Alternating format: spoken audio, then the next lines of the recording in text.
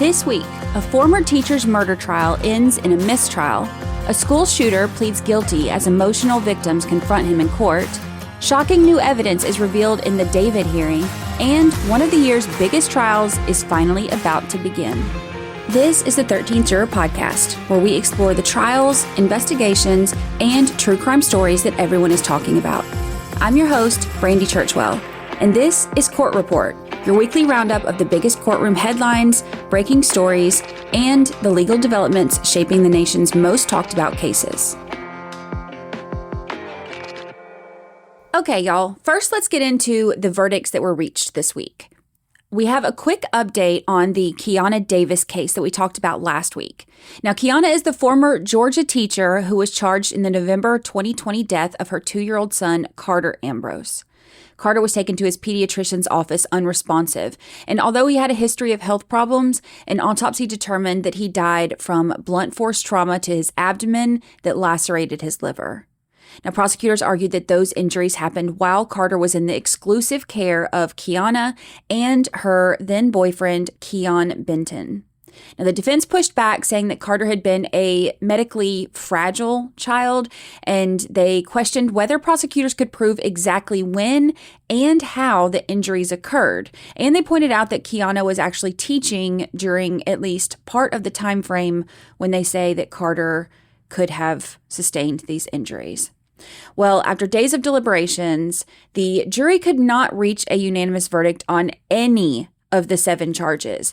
The divisions were different on every count, and there was a child cruelty charge that was reportedly split 11-1. Now, they didn't say 11 on which side and 1 on which side. They just said the split. And several of the murder and assault charges were much more evenly divided. But at least at one point, the court was told that there was one juror who was described as combative and had reportedly said that she would not change her mind in a million years. Now, Judge Catherine Lumsden sent the jury back to continue deliberating, but after they spent all day reviewing the evidence, the jurors said returning on Monday would not change the outcome. So the judge ultimately declared a mistrial on July 17th. Now, these are the ones, if you listened to last week's episode, this is the same case where the jurors were sending notes about one juror being combative and about the jury foreperson harassing them. And there was a lot of juror drama last week. So it's not too surprising that they came back and were not able to reach any unanimous decisions on any of the charges.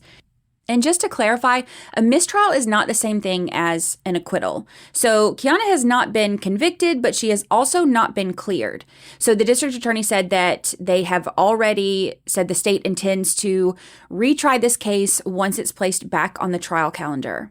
Now, meanwhile, Keon Benton is still awaiting his own trial, which prosecutors say could begin as early as November. All right, another major development this week came out of Georgia in the Apalachee High School shooting case. Now, for those of you who aren't familiar with this one, Winder is a small city about an hour northeast of Atlanta, and that's where this school is. It's about maybe 20 minutes north from where I grew up, and it's a really nice community.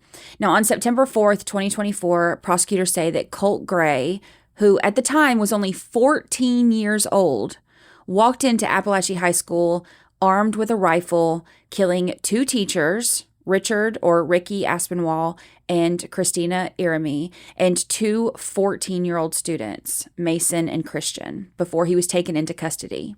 9 others were wounded in the attack, making it one of the deadliest school shootings in Georgia's history.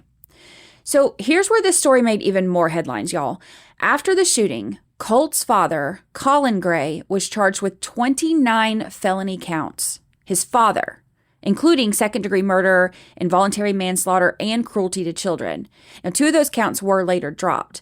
But prosecutors argued that Colin enabled access to the AR-15 rifle that authorities say Colt used during the attack. And they say that Colin, the dad, had all the necessary information to prevent this from happening, but he did nothing to prevent it. Now, there was body camera footage and there were text messages that actually showed that Colin was aware that his son was struggling with mental health. And there were also like school discipline records and prior threats that had been reported to the police. And there were even online searches where this father had done searches seeking help for quote unquote troubled teens. So with all of that, Colin still bought his son an AR-15 for Christmas. Now, the defense for Colin basically said that Colt did have behavioral challenges, but they said Colin was a single dad and he was just trying to navigate that, and that he bonded with his son through hunting and target practice. So, in the closing arguments, the prosecutor said that the shooting lasted 41 seconds, but those 41 seconds forever altered the lives of the students of Apalachee High School and their parents and everyone in the community. But they argued that Colt Gray bears responsibility for the murders as well. Jurors deliberated during that trial for less than 2 hours before convicting Colt Gray of all 27 felony counts, and sentencing was deferred to a later date. Now, all of that was March of this year. So this week, Colt, who is now 16 years old, pleaded guilty to all 55 charges against him, including 4 counts of murder. Now, what stood out here is that Colt did not plead guilty as part of a negotiated plea deal with prosecutors.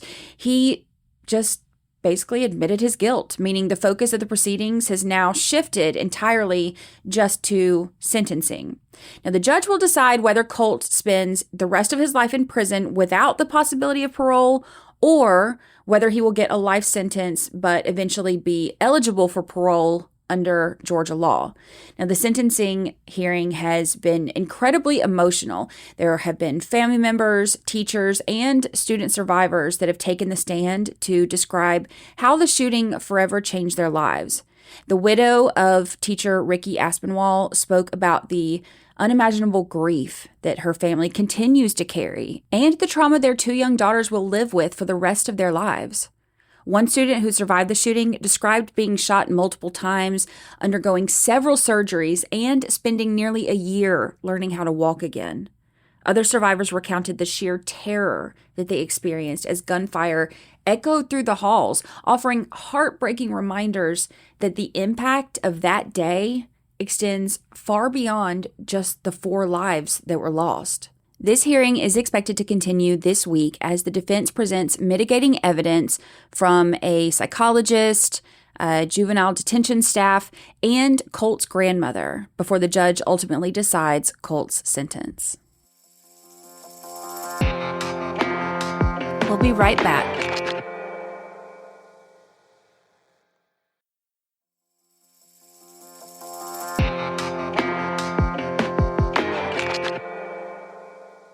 All right, let's move on to new charges that have been filed. And our first story is, y'all, this is one of those cases that really shows how someone can appear to just move on and build an entirely normal life while police kind of quietly continue searching for answers.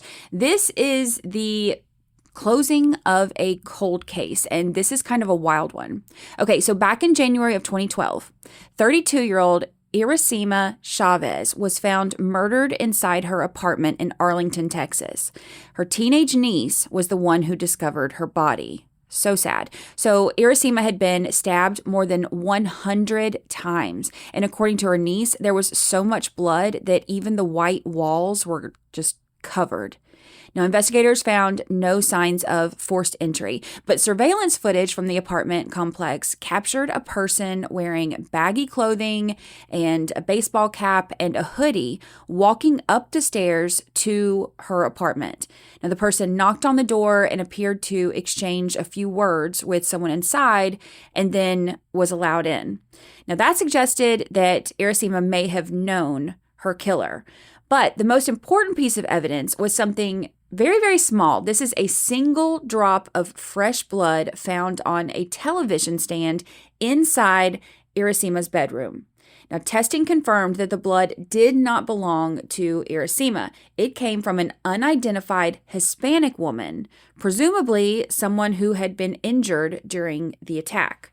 So investigators uploaded that DNA profile to CODIS, the National Law Enforcement DNA database, but there were no matches. So police released their surveillance footage and followed numerous leads, but they were never able to identify the person in that video. And as the years passed, the case eventually went cold. So in November of 2024, Arlington police brought the evidence to the FBI's Dallas field office to see whether this case might be a good candidate for investigative genetic genealogy. Now, this is the same kind of technology we've seen solve so many cold cases in recent years.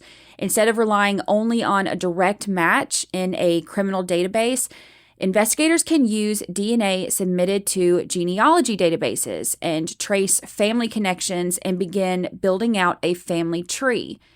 In April of 2026, that process gave investigators the name of a potential suspect, Mayra Velasquez. Now, Mayra is no stranger to Iracema. Police say that the two women had actually been very close friends. And at the time of the murder, Mayra lived only a few miles from Iracema's apartment. And she was 27 years old back then. So investigators still needed to confirm that the DNA was actually Mayra's. So they began following her, y'all. And in May, undercover officers reportedly watched her eat at a restaurant and then collected 2 plastic forks that she had left behind. The discarded forks were sent to a crime lab, and according to police, the DNA recovered from them matched the drop of blood found beside Iracema's body 14 years earlier.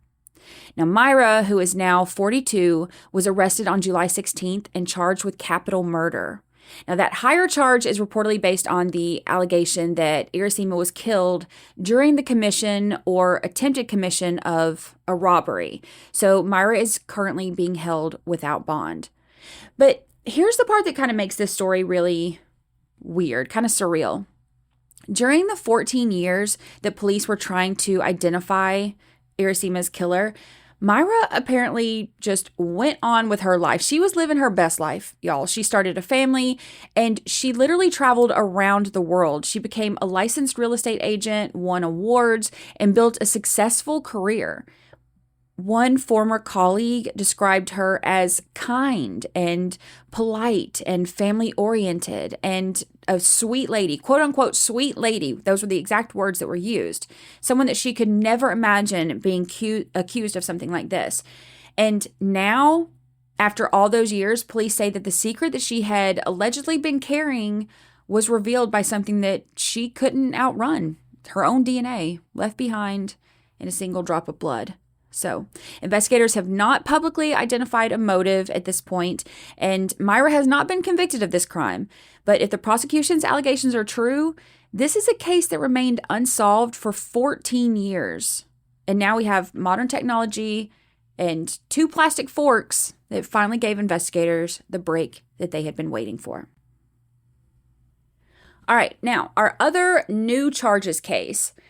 This one involves Andrew and Tristan Tate, 2 brothers who have built massive online followings over the past several years and have become some of the most controversial figures on social media. Now, Andrew Tate first gained public attention as a kickboxer and then as a contestant on the reality TV show Big Brother UK, although he only lasted 6 days on that show. Y'all, he made for good TV at first. He stirred up all kinds of drama and called people names and got involved in heated confrontations, all those things that you want to see on reality TV, right? But he was removed from the show after a video surfaced that appeared to show him hitting a woman with a belt. Now, Andrew later said that that video was edited to misrepresent the situation and that there was laughing in the video and nobody got hurt, but he said that that part didn't get shown. So they removed him from the show. Well, after this, Andrew basically reinvented himself as an online influencer. Lucky us. Now, through podcasts, videos, and paid online courses, he promoted what he calls traditional masculinity and a lavish lifestyle of expensive cars and private jets and luxury homes. Now, his content has attracted millions of followers, particularly young men, but it has also been widely criticized for promoting misogynistic views. For example, Andrew Tate has said that rape victims bear some responsibility for what happens to them. He has said that husbands own their wives, and he has said that depression isn't a real thing. Now, if you've seen the recent documentary about the manosphere mentality on Netflix, yeah, that's Andrew Tate's thing. And his nonsense has led him to being banned from several major social media platforms like TikTok and Facebook and Instagram. Now, Tristan Tate, his brother, has built a similar online presence, often appearing alongside his brother Andrew. Now, the brothers have also been at the center of multiple criminal investigations around the world, really. They're already facing separate criminal proceedings in Romania, where prosecutors have accused them of human trafficking, trafficking of minors, sexual intercourse with a minor, money laundering, and forming an organized criminal group. The Tates have denied those allegations, and they maintain that they are innocent. But now they're facing even more legal trouble. This week, prosecutors in the UK announced 38 additional criminal charges involving 4 new alleged victims. Now, those new allegations include rape, arranging or facilitating trafficking for sexual exploitation, assault, and, in Andrew Tate's case, additional charges involving alleged indecent images of a child and extreme pornography. Now, those new charges bring the total number of charges that the brothers face in the UK to 59, involving 7 alleged victims. Now, following those new charges, U.S. Marshals arrested the brothers in Miami on an extradition warrant. So they're currently being held in Florida while they fight extradition to the United Kingdom, where prosecutors want them returned to stand trial. So a federal judge will ultimately decide whether the legal requirements for extradition have been met before they can be transferred overseas. I say let them go. Get them out of here. But we'll see what happens. All right, let's move on to trials to watch. Now, one of the biggest trials getting underway this week, and one that we'll be watching very closely, is the Lindsay Clancy case. Now, if you missed last week's court report, Clancy is the Massachusetts mother accused of killing her 3 young children in January of 2023. The defense contends that she was suffering from severe postpartum psychosis brought on by a combination of mental illness and prescribed medications, while prosecutors argue the killings were intentional and carefully planned. Now, this week, the court completed the difficult process of selecting a jury, which paves the way for opening statements that are scheduled to begin on Monday. The trial is expected to last 6 to 8 weeks and is likely to feature very emotional testimony, extensive medical evidence, and a battle between experts over Lindsay Clancy's mental state at the time of the killings. Now, this is going to be one of the biggest and most closely watched trials of the year, and it's one that I will be following from start to finish. So expect weekly updates here on Court Report, and as always, if there are any major developments, then I will break those down in more detail in a full episode. Let's move on to appeals and legal twists. Scott Peterson is back in the headlines more than 2 decades after he was convicted of murdering his wife, Laci Peterson, and their unborn son, Connor.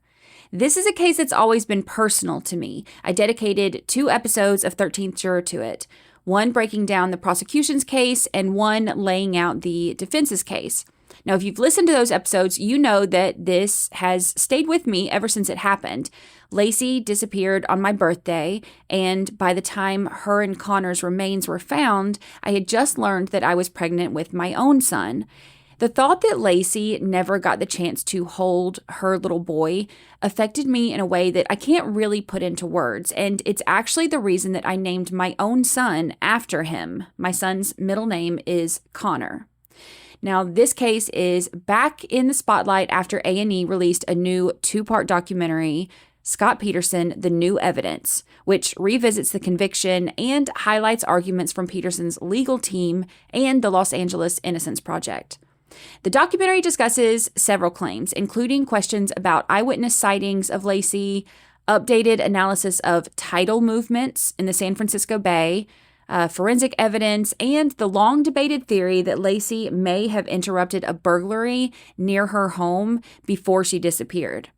Now, Peterson's attorneys argue that those issues deserve a new look and could undermine confidence in the jury's verdict. But legally, none of that changes where the case stands today. Earlier this year, a California judge rejected Scott Peterson's latest petition for a new trial, ruling that the defense's claims were either procedurally barred, lacked merit, or had already been considered by the courts. Peterson remains convicted and is serving a life sentence without the possibility of parole. Now, his attorneys have said that they plan to continue appealing that ruling. So the documentary has definitely reignited debate online, with some viewers questioning whether Scott Peterson received a fair trial and others arguing that it simply repackages theories that have already been rejected by multiple courts. So while the public conversation has certainly been revived, the legal picture has not been changed, at least not yet. We'll be right back.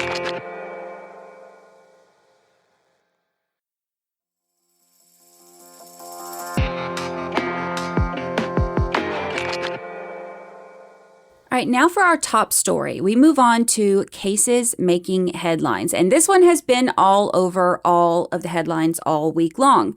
Now, this week we saw a preliminary hearing for 21-year-old platinum-selling musician David Anthony Burke, better known as David. That's D and then a 4 instead of an A, V, D, if you want to look him up.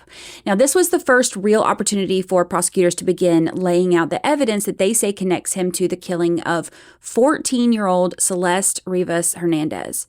And if you aren't familiar with this case, or if you just need a refresher, this is a really difficult one, y'all. Celeste was only 13 years old and in the 7th grade when her family first reported her missing as a runaway in early 2024. She had reportedly run away on Valentine's Day and then again the following month, but both times she returned home within just a few days. Then in April, Celeste disappeared again, and this time she never came home. Now, her family searched desperately for answers. They met with investigators, reviewed surveillance footage, and followed every lead they could find. They even received one phone call from Celeste about a month after she disappeared. But after that, they said they never heard from her again. Nearly a year and a half later, investigators discovered the remains of a young girl inside the front trunk of an abandoned Tesla that had been sitting in the Hollywood Hills for about a month. Dental records confirmed the family's worst nightmare. It was Celeste. She was found just one day after what would have been her 15th birthday, and the Tesla belonged to David Burke. But prosecutors say that David's relationship with Celeste started years before she disappeared. So according to testimony, the two first met online in January of 2022 when Celeste was only 11 years old. Now, prosecutors allege that the relationship became sexual in November of 2023. At that point, David was like 18 years old, had just signed with a major record label, and was becoming a kind of like a rising star after his song Romantic Homicide reached the Billboard Hot 100. Now, Celeste was a 13-year-old girl in the 7th grade. And even after deputies went to David's home during one of the early missing persons investigations and informed him that Celeste was only 13 years old, prosecutors say he never ended the relationship. Now, a quick note on that. This was the first time, when they went to his house, this was the first time that she disappeared. It was that Valentine's Day. And her family had told police that she had a boyfriend named David, but they didn't know much about him. So police used her phone records to find the phone number and locate David, and called him and went and talked to him. He showed them the missing persons flyer that he pulled up on his phone, and it had her picture from 6th grade, which, remember, was just a year before that. And he pulled it up and he was like, yeah, I thought she was 18. She told me she was 18. I didn't know that she was only 13 until, I saw this. So that was his story. Now, she did return home after that. And after she returned home, Celeste's parents confiscated her phone. But then investigators say that David, knowing she's only 13, even if he thought she was 18 before, now he knows that she's only 13, that she's a child, and investigators say that David still bought her a burner phone after this and even paid one of her classmates $1,000 to secretly deliver it to her so that they could continue communicating. Now, what prosecutors presented next was hundreds of text messages between the two, and those messages painted a heartbreaking picture of this quote-unquote relationship. Now, they revealed that when Celeste was just 13 years old, she became pregnant. And according to the messages, both she and David believed that he was the father, but agreed that neither of them was capable of raising a baby. So Celeste ultimately had an abortion. Now, in later conversations, she expressed a deep kind of like regret over that decision. She wrote that she felt guilty because she had taken, quote unquote, the life of a literal baby. Now, the messages also showed that Celeste wanted more from their relationship. At one point, she told David that all they ever did was hang out and have sex, and that she wanted something more meaningful. And she asked him whether anyone knew they were sleeping together. And according to prosecutors, David told her no, that he wanted to keep it that way until they were married. And y'all, I want to be really clear right here because Celeste is referring to what was happening as sex, but she was still a child. She was only 13 years old. And at that age, she was not legally capable of consenting to a sexual relationship with an adult. So I know that she's referring to it as sex, but I just wanted to throw that in there. Now, the hearing also revealed just how intertwined their lives had become. Prosecutors introduced airline records showing David purchased tickets for the two of them to travel together. I guess he wanted to take her out of town to meet his family. This is shortly after Celeste turned 14 years old. She traveled with David to Texas, where she met members of his family, before the two later traveled together to London.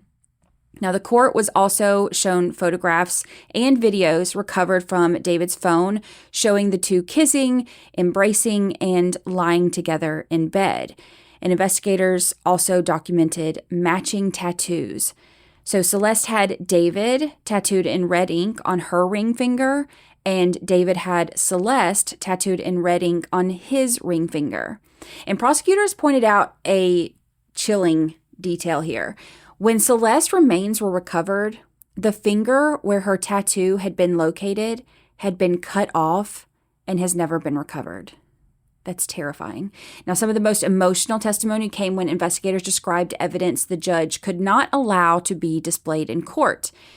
Prosecutors say that they recovered more than 36 explicit photographs and videos from David's iPhone depicting the sexual abuse of Celeste while she was only 13 and 14 years old. Now, because those images constitute child sexual abuse material, they were not shown in court. Instead, an investigator had to describe them for the court. And as he did, Celeste's mom began crying while her father kind of like looked down at the ground. And eventually, both parents got up and left the courtroom. Prosecutors say that the relationship eventually began to fall apart. In one text message from November of 2024, Celeste wrote, "I literally had sex with you for almost a year straight." And David responded that she was acting like this was their first breakup when, according to him, it was actually their 8th breakup. Prosecutors believe that those messages showed the growing tension between the two. And then everything kind of came to a head on April 22nd of 2025. Prosecutors say that Celeste threatened to expose their relationship and reveal what had been happening between them, which is something that they argued David believed would destroy both his career and his future. So the very next day after this argument, prosecutors say that David ordered an Uber to pick up Celeste from her hometown and bring her to his Hollywood Hills home. The surveillance footage allegedly captured her arriving, and then text messages show the two communicating until she reached the house. And after that, her phone went silent. Prosecutors say that she was never seen or heard from again. And the state then walked the court through what they believed happened next. On April 24th, the day after prosecutors believe Celeste was killed, David purchased a shovel from Home Depot. About a week later, he ordered 2 chainsaws, a cadaver body bag, a heavy-duty laundry bag, and an 8-foot inflatable pool from Amazon. Then, on May 4th, he purchased a 3rd chainsaw from Home Depot and had it delivered to his house through Uber Postmates. And y'all, this part's wild to me. Think about how many trials we've watched where prosecutors show surveillance footage of an alleged killer buying shovels and bleach and plastic totes or cleaning supplies. We've seen that over and over again. But having the chainsaw prosecutors believe was used to dismember the victim delivered to your front door by Uber Postmates, that's a first for me. But leave it to Hollywood. Now, records also show David purchased a mop and a bucket that same day, and prosecutors believe that he later set up the inflatable pool inside his garage and used that while dismembering Celeste's body. 2 months later, investigators say he ordered what was described as a burn cage from Amazon along with a fireproof mat, but the burn cage was still unopened when investigators searched his home. Now, Celeste's autopsy determined that she died from multiple stab wounds. Her arms and legs had been dismembered into multiple pieces, and investigators also found tiny flecks of blue plastic on her body, which prosecutors believe came from that inflatable pool that was delivered to David's house. Now, finding Celeste inside David's Tesla was one thing, but prosecutors still had to show that David was the person who drove that Tesla to the location where it was abandoned. So to do that, they relied on digital evidence. Now, surveillance cameras captured the Tesla leaving the area around David's home on July 29th, 2025. Records show David's phone connected to the Tesla around that same time before disconnecting at 2:18 that afternoon. Then, just 2 minutes later, another surveillance camera captured David walking back toward his house. Now, the Tesla had been parked less than a quarter of a mile away, literally like a block and a half from his home. And automated license plate readers mounted on LAPD patrol cars continued detecting that car in that exact location from July 29th all the way up until September 8th, which is when the car was towed and Celeste's remains were finally discovered. So prosecutors devoted a lot of time also to David's finances. Now, executives from Interscope Records testified that David had already earned somewhere between $10 and $11 million and had contracts that could have earned him another $17 million or more.